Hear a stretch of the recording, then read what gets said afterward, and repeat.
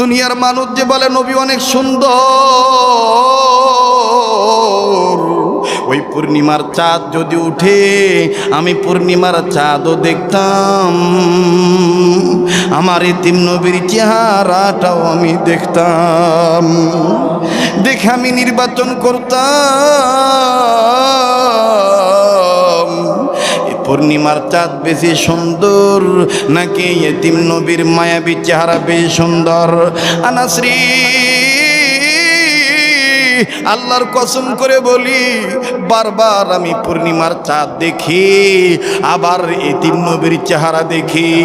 এতিম নবীর চেহারা দেখার বড় প্রমাণ পাইলাম, পূর্ণিমার চাঁদের গায়ে দাগ আছে, এতিম নবীর চেহারার মধ্যে কোনো দাগ নাই।